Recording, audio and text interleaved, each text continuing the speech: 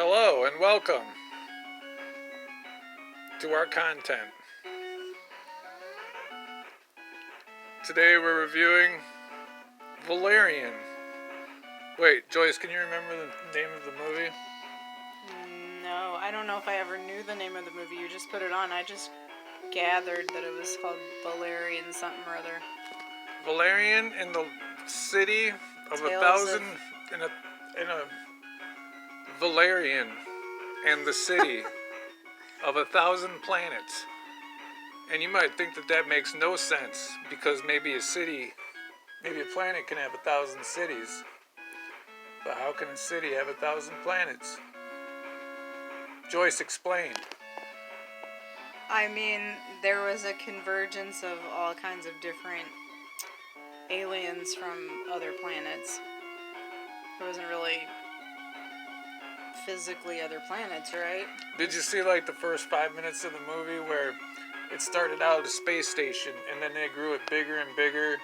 Like the Soviet Union added a little, China added a little bit to it, and then eventually India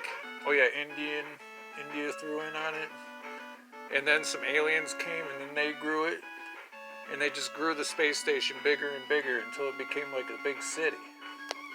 Right, but it still wasn't multiple planets. It was just people from other planets.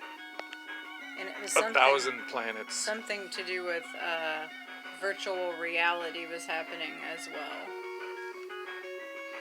Very unclear in this film as to what was virtual reality and what was supposed to be a parallel dimension. Because they talked a lot about dimension things, but it just kind of looked like they went into VR. Yeah, I thought that they were going into virtual reality. Because they were also wearing a thing, right, on their eyes. Some people were, I think, but I don't know about everybody. Yeah, I found that part kind of confusing. Well, I put the movie on because yesterday was May the 4th, be with you. So I figured we'd celebrate by watching some sci-fi. Some interplanetary. Thousands of planets packed into one movie. I'm not sure how I felt about the movie exactly. There were things I liked about it and things that I didn't. But it was interesting. The movie had a lot going on, didn't it? It did. It was busy. It was busy. Well, I think we're sure. When it was originally released, it was kind of made for 3D. And if you're not getting that 3D experience, you're just watching it on regular TV, you're just kind of going to be like, why is this movie had so much shit, and why is so much stuff happening, and why? I thought a lot of things were visually pretty, but without knowing that it was supposed to be 3D, it brought to mind Avatar very quickly. The main alien race that was focused on were very Avatar-ish. They were like Avatar if you like Avatar fish. If they like died and all the color drained out of them. Yeah, but they were kind of iridescent. I mean, even the Avatar blue people are kind of have an iridescence to them. How was it that they lived on that sunny-ass planet but didn't have no color? I thought the same thing. I was like, if they're living on a beach, why wouldn't they be, like, tan? They should have been so dark. My question was, were they themselves creating their beach fantasy beautiful world out of a virtual reality, and was that not really their reality? That's just they always did that, and so that's where they thought they lived. Well, spoiler alert, the end of the movie sure made it look like they were just kind of whipping that world up out of their ass, but as far as the practical things, that would explain why they were pale. Because they were living in virtual reality, not actually on a sunny beach. How then did their world explode because a gigantic spaceship fell on it and blew up? Well, their actual planet exploded, therefore also taking down their virtual reality. Because they took shelter in that one of the exploded ships. So what you're saying and this is all completely plausible as far as I'm concerned, is that their world was just kind of like a barren wasteland in the first place, and then they sort of terraformed it through virtual reality. That is how it appeared to me, based on the ending.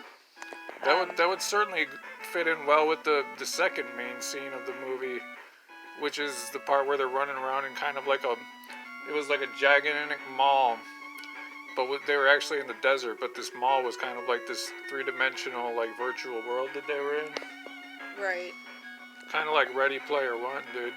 I thought of Ready Player One as well when we were watching this. I thought of the old Trapper's Alley Mall in Detroit. It used to be in Greektown, and it was like this big mall that had like 3 or 4 levels on it. And there were all these stores everywhere, and you had to like run up escalators or go upstairs or elevators to get to like, because there would only be like 7 stores on each level. Like the mall in Troy, where there's like 3 levels and you have to go up an elevator. It was It's a nightmare. Sort of. But more floors than that. Like, it had seriously like 4 or 5 floors. Yeah, we had something called the Galleria in Kentucky that was like that. Trapper's Alley. I used to love getting an Orange Julius there when I was a little boy. I liked Orange Julius's when I was a child as well. They don't taste the same now. Maybe we could find like a homemade recipe. There are homemade recipes. I've made one before. Successfully? We'll do that. We will. Won't be documented on YouTube, though. Never know. Well, anyway, what was your favorite part of the movie? Favorite part of the movie? I mean, I guess just I did like their the visual appeal of the fish people's world.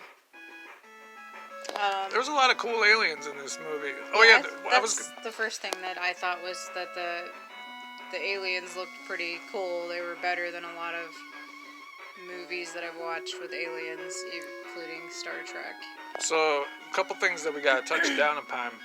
Number one, it's based on an old graphic novel that I think was just called Valerian, which was the name of the detective. I think it was like the Tales of Valerian and whatever that girl's name was. Yeah, some shit like that. Anyway, that graphic novel as well inspired this film, but also the original Star Wars series. That's where George Lucas stole a lot of his imagery from. Well, that would make sense then. It does make sense. Because I also was kind of like, how come whenever you watch a movie with these kind of like alien movies, they all have similar looking aliens? They never really come up with like a unique take on an alien. There's only so many places to steal from. But you can make an alien literally anything, so why do we keep regurgitating the same alien costumes? Oh, maybe people just aren't that imaginative, or maybe the imaginative people just aren't the ones given millions of dollars to make movies. Maybe so. Also, another thing, a little background for you, trivia. The dude that directed this movie, Jean-Luc Picard Besson, or something like that. Mm-hmm. He also directed The Fifth Element. Oh. Everybody loves that movie. I don't know who you've been talking to, but I've always understood that people go strongly one way or another with that movie. Most people I've known love The Fifth Element. I liked it. It was alright. What the fuck was your problem with The Fifth Element? We're not here to review The Fifth Element. I will say with this movie, I didn't really care for the romance angle that was happening. I thought it took away. Those two people had no fucking chemistry whatsoever. Who would put them in a movie together? I don't think it was that they didn't have chemistry, but they didn't have marriage, love for the rest of your life chemistry. Like, it was just, it detracted from the story. But they saved each other. Oh yeah, that reminded me of what was my favorite part of the film. Guess what it was? Was it when he gave her that ring? I don't be giving a fuck about rings. No, my favorite part is when they put her in that giant hat with the outfit on, and she's carrying like a plate of food, but then it turns out that giant alien king guy Oh. is actually going to cut off the top of her head because the hat was like a big bowl, and then he was going to eat her brain. Right. Rihanna, I That guess I part was liked cool. as well in this. She was kind of neat. You know, I liked Rihanna when Rihanna was actually in the movie, but whenever it was like her alien, where it was just like CGI and her voice, I felt like it was almost like she was narrating and not like I could not connect the character with the voice in my brain. Right. I liked it when she was performing and kept changing costumes, though, Oh on yeah, stage. super cool scene. And he seemed like he really appreciated that as watching from the audience, which I thought was nice. Nice touch in the movie. Oh yeah, with the I was a couple things I had to bring up about the director. One reason that made me pick out the movie was I was reading trivia about The Fifth Element, and it said that the director purposely made that movie a little bit brighter and more colorful because he was tired of sci-fi movies just being fucking boring, dark, can't see shit going on, depressing ass, boring shit. And I was like, this guy gets it. I ain't trying to look at all that shit either. Yeah, you guys have probably gathered that this is a pet peeve that we have, that we don't really care for dark, gloomy, visual movies. Yeah, Star Wars. Neither one of us, like, what's the last movie that we watched that was really dark? Yeah, Teenage Mutant Ninja Turtles. Even some of the Harry Potters were really dark. Yeah, like the last 4 Harry Potter movies. Mm-hmm. Don't really care for those. Yeah, that first Harry Potter movie was bright as hell. Right. It was... The directors changed hands too often, I think. Too many fingers in the pot, huh, babe? So anyway, if Luc Besson, who apparently makes a movie once every 20 years, makes another movie, are you gonna watch it?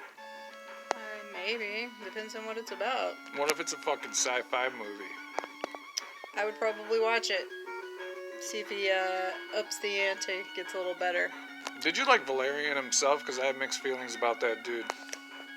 I inevitably decided by the end of the movie that I did like his character. I just didn't like the two of them together is what I didn't like. And I didn't really care for her character They at all. did not have chemistry. But him, if he was just like the kind of wise-ass character by himself, or even with a different female character, I did like his role. Did you like his voice? I've heard that actor before, so I was familiar with how he sounds. I thought he sounded weird. I was like, how does... It was Kinda like got a... deep voice. Yeah, it was, what's that motherfucker's name that sings? Rick Astley. Yeah, I've seen that. He had like a real before, Rick Astley type of thing going on. This guy's in some other sci-fi movies, if I'm not mistaken. He's not the dude from Solo, is he? A Star Wars story? No, I don't think so. Man, all these fucking guys look the same to me now. I think he might be in like something like Elysium or something like that. I ain't seen Elysium. I definitely think he's in a sci-fi movie. He has those striking blue eyes and the dark hair and the deep voice. Is he the dude from Solo? No, I don't think he is. I didn't like that movie. Solo? Han Solo? Yeah, the one where it shows like his backstory. Didn't care for it. I mean, I thought it was alright. Alright, just ain't gonna pay the bills. Okay, how about this shit? Would you watch Valerian, the city of 1,000 Corpses. planets? Don't fuck with me. Would you watch that movie again? Yeah, probably. I'm gonna hold out for when I have some kind of... Holding out for a hero. I would watch it if the kids came over. If the kids came over and we watched it in 3D. I would like to see it in 3D though. Like I feel like we missed Dude, out. you know, I just had an idea. All the AMC theaters are going out of business. So next time I'm at Great Lakes Crossing Mall, I'm gonna go over there and dumpster dive all their fucking 3D glasses they have there. Those 3D glasses are not the same as old-fashioned 3D glasses. And on that note, thanks for watching.